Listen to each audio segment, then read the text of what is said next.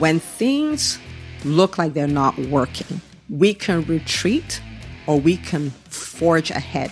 Like we can push forward. We can play full offense.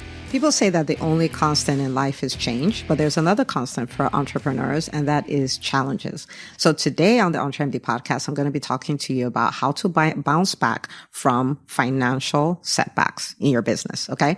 All right. Now, this question is a question that somebody in the EntreMD Facebook group asked because I told them I'm recording a bunch of new episodes. What questions do you have for me? And I thought this was really, really powerful because if we don't have the capacity to handle challenges, to move forward in the face of setbacks, to recover quickly, then it's almost impossible to thrive as an entrepreneur because challenges are going to come. There's nothing we can do about it to stop it from coming.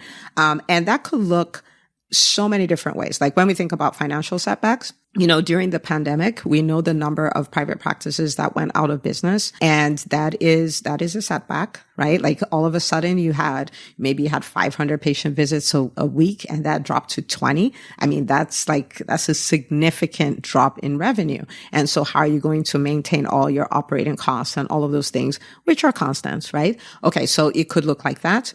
Some other people had businesses that they built like completely off of Facebook ads. And so that was the way they got leads. That's the way they got new clients. They didn't really have, sales calls, consult calls, email lists. Like they weren't really doing any of those. And there are a number of them, of course, when the whole iOS thing came and the retargeting became more challenging and all of that, their businesses, some of them they literally disappeared overnight. For some other people, they may have had a business, say like a private practice, and they had this huge referral source who then got acquired by a hospital and they no longer refer to them, or a hospital set a practice right next to theirs. And so many things like I could go on and on and on, right? There's so many setbacks that could be experienced in business, but I want to show you how you can bounce back from these, how you can recover, and how you can end up with an even better business in the process of doing this. Now, let me start off by saying, I am not trying to say in any way, shape, or form that what I'm about to talk about is easy. It's not easy. It's hard, but it's doable. Okay. And there is the hard of saving your business and bouncing back. And there's a hard of living in the setback, right? So you get to choose your hard. Either way is hard, but I would advise you to choose this because it's like an adventure. And the truth of the matter is at the end of the day, setbacks can always be turned around to make your business even better. Right? Like almost always. Okay. So let's look at a few of these things. And I'm going to give you about 4 things that I do. The setback that I've experienced would more so be with the pandemic. That would probably be the example that I would use where we went from, like a full panel, full schedules, all of that to nobody wanted to come in and nobody knew what was going on, So that's the version, that I've experienced. But I've had many clients who've experienced all kinds, like, just like the rainbow, like a full spectrum. But these are the things that we do. Okay. The first part is belief. It would sound weird that is a business strategy, but it's belief. It's the belief that at the end of the day, it all works out for me. Right? So will I have challenges? Yes. Will I have setbacks? Yes. I'm not guaranteed I won't have that. But at the end of the day, after it's all said and done, in the grand scheme of events, it all works out for me. And so there are a number of ways of approaching this. For me, I am a person of faith. So I have the Bible and I have all these stories and I have all these scriptures that for me are evidence that, okay, you can put your belief in this, that is going to work out. But if you may not be a person of faith, and this is the question I have for you. Have you not survived 100% of what has been thrown at you? Right? Like when you think about it, like you come out on the other side, you're okay, you're still here. You know what I mean? You've had so many challenges, and you came out of them. I know you had a lot of challenges somewhere between med school and residency and fellowship and being an attending at your first job and your first business and all of these things. You've had so many challenges where you're still standing, right? And so how about this will be like that, right? And so it's really this belief in the EntreMD Business School. The way we say it is it's working. It's always working. And people have been around long enough at this point to see that, oh, the things that happened in my business 2 years ago that I thought were not working, that now I see the fruit of those things, like it's been working all along, right? And so it's just this belief, right? Because if we sit in the permanence of the setback, there's no motivation to do anything. There's no willpower to do anything. We don't show up with the right energy. It's hard. It's almost impossible, right? So the starting point is a belief. It's going to work out. It's going to work out. Okay. The second thing is this decision to play full offense. Like when things look like they're not working, we can retreat or we can forge ahead. Like we can push forward. We can play full offense. And so, for instance, during the pandemic now, when we talk about the pandemic now, it's really hard to recreate the feelings and the uncertainty because we didn't know what it was. We didn't know what the virus was. We didn't know how to address it. We didn't know how it was transmitted. We didn't know how long would be on lockdown. Like there was so much uncertainty. So the first thing I had was belief. I was like, at the end of the day, I don't know how, but we're going to be all right. Okay. The second thing was this concept of playing full offense. So for me, and I'll tell you all the areas, but for me, what that looked like was, okay, so people are not coming in. What are the objections? Like, I'm a pediatrician. The 2-month-old still needs shots. The 4-month-old still needs shots. The 6-month-old still needs shots. When I think about the fact that now you have all these 1-year-olds and all these 4-year-olds who have not had their MMR vaccine, then what's going to happen? Are we going to have outbreaks? Are we, like all of these things. And what of the kid with the eczema? What of the kid with the ADHD who now is off his medication and is home with mommy and 4 other kids and they're trying to figure out virtual school? Like, my services are needed. And so why don't they want to come in? They don't want to get the virus. They don't want to get this. How can we still serve them? How can we make this a safer experience? Right. So we started looking at, social distancing, all these kind of things. Great. Then what do I do with the team? I had a meeting with my team. I said, listen, as of right now, this practice does not need any of your services anymore. And so I paused. And when I was sure I had their full attention, I was like, we are looking for a team though. And we are looking for a team of people who are willing to do whatever it takes. Right? Whatever it takes. And so I recruited the team in my efforts to bring the practice to a place where even in the middle of a pandemic, we could still be profitable.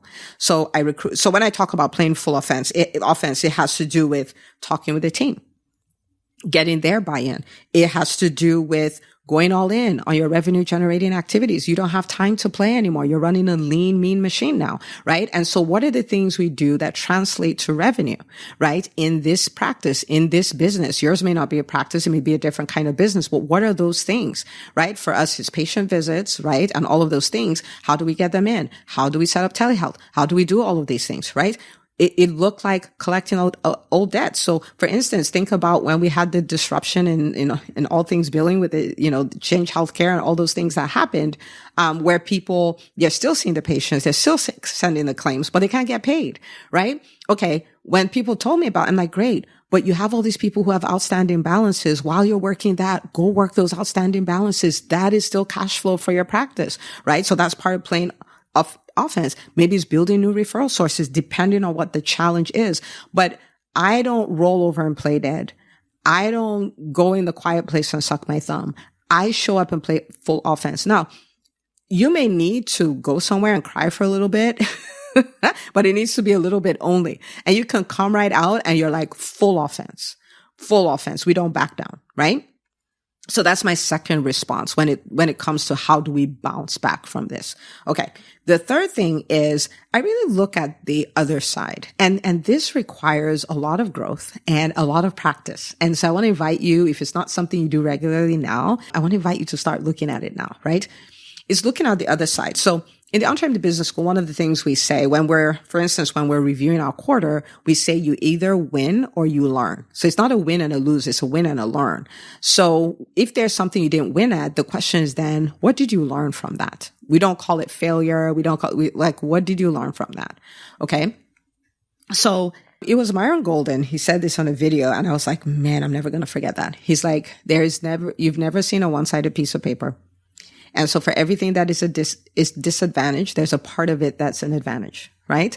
And you're like, no, you don't understand. I lost $100,000. Da, da, da, da, da. Yeah, but we can also evolve to the point where we can stop and say, okay, I know I lost that. Now, what is the lesson? Because having a setback is one thing. Not learning the lesson is a whole other thing. And that means that you have the potential to repeat this again with bigger zeros behind it, right? So you stop. You're like, okay, what is the lesson here?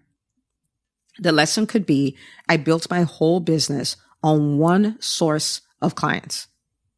So now I'm going to diversify that and I'm going to create multiple streams of clients. Okay. Maybe you're like, I built it on one referral source. And then now I'm going to diversify that. I'm going to have multiple referral sources. Maybe the lesson is, wow, email marketing saved my business during the pandemic, right? Because we ran our practice almost like a hybrid of a brick and mortar and an online business. That's what we did. And we really leveraged email marketing, video, all of those kind of things. And it worked magically.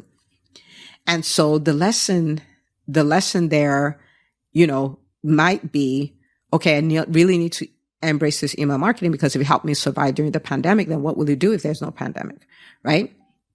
Maybe the lesson there is, I set myself up and bought this laser device because some really smooth talking salesperson came in and I signed a contract for $450,000. And maybe the lesson is like, that's $500,000 in tuition. I'm going to make it count. This is not something that I do. Right. And before I sign any contract thinking, I can just get in and get out. I want to play the scenarios. I want to look like what is the best case scenario? What is the worst case scenario? How do I handle this if it doesn't work? All of those things. Right. Maybe the financial setback is because there was embezzlement in your business, right? Like somebody swiped 100 G's and now you're like, okay, the gentleman's handshake version of running my practice or my business where everybody just does what they're supposed to do and I have faith in everybody. Maybe I'm done with that. Maybe I'm done with that. Maybe I recognize that I have to have checks and balances. I have to have accountability. I have to have evaluations. I have to have audits, right? Like, so just stop and say, what is the lesson here? What did I learn here? I'm not saying it's easy. It will be so uncomfortable. But the thing is this, if you can do it, you can turn the financial setback you can get a return on investment on your financial setback. You see what I'm saying? Like you can end up with a better business, a better practice because you took the time to say, what was the lesson here? As opposed to hiding, pretend it didn't happen, and all of those things. Now, are you going to look at that like right after it happens? No, probably you'll need a minute. But yeah, ask what is the lesson here? What is the lesson here? And learn it, right? And then the fourth thing is really leveraging. So one thing is to learn the lesson. And the second thing is to leverage that discovery to make your business better. Is to take the lessons learned and install them in your business. Actually do the action of installing your business. So what that means is if you were a victim of embezzlement, now you've put the checks and balances in so it doesn't happen again.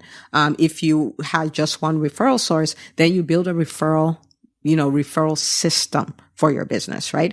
Maybe you used to be on only Facebook and now it's time to set up, your email list, your other social media platforms, your all the other way, your text community, all the other ways you can reach your people if you can't reach them, just from that. Like there's so many things. We don't want to just know them. We want to stop and install them in our businesses. Now, if you do these four things, what will end up happening, what happened. The setback that was the setback happened, but you're putting yourself in a position where you can recover from it. And at the end of the day, you can end up with a business that is so much better. I'm going to give you one more. That's number 5. And that is really, really, really surround yourself with people who can help you. And so these are people who they either have the information that you need, they have the experience that you need, they're resource you need, like a lawyer, a forensic accountant, or any of those kind of things, or they're a community of people who will keep you encouraged until you get to the other side, right? Until you get to the other side of all of that. We're people. We need people, and we thrive in challenges better when we have people. So surround yourself with that. And then if there are people who, the whole time they're like, I don't even know why you're doing this business and all that, that if you share this with them, they'll say, yes, I told you should shut that business down, blah, blah, blah, blah. Don't tell them about it. Like, you're already battling your own doubt. Like, don't multiply by telling somebody else who's been doubting the whole time, right? So 5 things now. So these are 5 things that you can do. And so if you're in a situation right now where you've gone through, like a financial setback, I really want to invite you to forgive yourself, give yourself grace, realize that everybody goes through this. And the people who seem like they have it together, they go through it. They actually go through it with more zeros behind the setback. Give yourself some grace and then start leaning into the turnaround, because the turnaround is possible. The turnaround is available, but there's a way to approach it. Okay. Now, this is one episode where I really want you to let me know how this helped you. You can send me a DM or a PM on Instagram or Facebook. You'll see the links in the show notes or the description on YouTube, and really let me know how this helped you. And if you have any follow-up questions, because this is the deal. I want to see you thrive as an entrepreneur. Someone said this to me. She's been a client of mine for so many years, and she's doing extremely well. And she said, I had a challenge. You remember I talked about it, in my business a few months ago. And I'll tell you the truth, that was really hard. And if I didn't have the community that I had, I think I would have just given up. The reason why I tell you this is because now, at this point, she's recovered and, everything's great. She's had the turnaround, if you will. She's turned it around. She's not having a return on investment on her financial setback. But the truth of the matter is, there's so many businesses that could survive, but that don't, because it's hard, and maybe there wasn't the support and they didn't know this blueprint that we've just walked through. And so if you're going through a hard time in your business, whether you're at multiple 7 figures or whether you're on your way to your first 100,000, I just want to say virtual hugs to you. Put this into place, start working on these things. And I would love to celebrate when this turns around for you and you're even like, I'm getting a return on investment on the setback I went through. So I'm cheering you on. Let me know how this helped you, and I'll see you on the next episode of the EntreMD podcast.